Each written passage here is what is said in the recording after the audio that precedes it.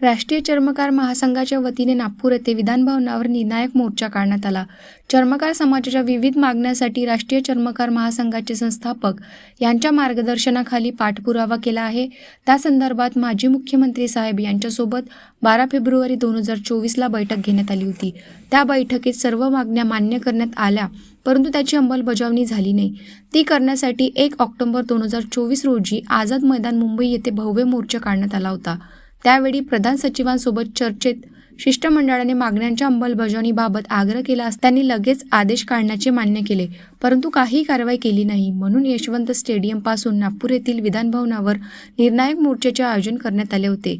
या मोर्चात हजारोच्या संख्येने चर्मकार समाजाचे नागरिक उपस्थित होते।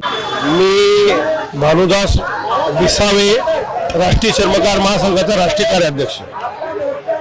आज जो राष्ट्रीय चर्मकार महासंघाच्या माध्यमातून या ठिकाणी मोर्चाचे आयोजन केलं आहे, आमची मागणी अशी आहे, मागे आझाद मैदानावरती आम्ही मुंबईला मोठ्या प्रमाणावर मोर्चा नेला होता।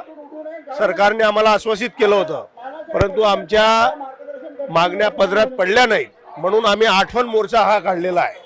आमची मागणी अशी आहे की संत रविदास महामंडळाचं जे कर्ज आहे चर्मकार समाजाने घेतलेलं, तर ते 100% माफ करण्यात यावं।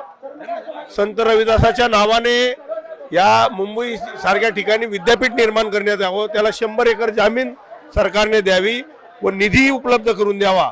त्याच पद्धतीने संत रविदास महामंडळाचं जे कर्ज मिळतं त्याच्यावर इतक्या जाचकाठी निर्माण केलेल्या आहेत, जे जामीनदार पाहिजे ते सहसा मिळत नाही।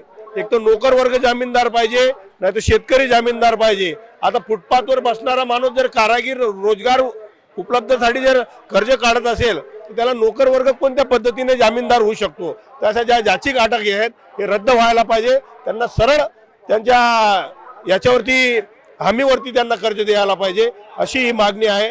त्याच पद्धतीने संत रविदास महामंडळाचे जे ऑफिस आहेत त्या ठिकाणी रोजंदारी कर्मचारी लावलेले आहेत, ते पाहिजे त्या प्रमाणावर काम करत नाही, समाजाला न्याय देत नाही। म्हणून त्यांना कायमस्वरूपी नोकरीमध्ये सामावून घेऊन, नाहीतर नोकर भरती करून त्या ठिकाणी परमनंटली माणसं नेमायला पाहिजे, जेणेकरून ते आज कर्ज प्रकरणाची कितीतरी कर्ज प्रकरणं प्रलंबित आहेत, हे सर्व प्रलंबित प्रकरणे पास होऊन त्या संबंधित कर्जदाराला, बेरोजगाराला ते कर्ज मिळायला पाहिजे, अशी सुद्धा मागणी या ठिकाणी करण्यात आली।